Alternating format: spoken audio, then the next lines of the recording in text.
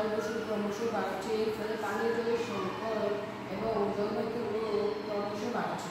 আমরা আমাদের আশেপাশের থেকে জেনেছি যে এই জল দূষণের ফলে তাদের অনেক সমস্যার সম্মুখীন করছে।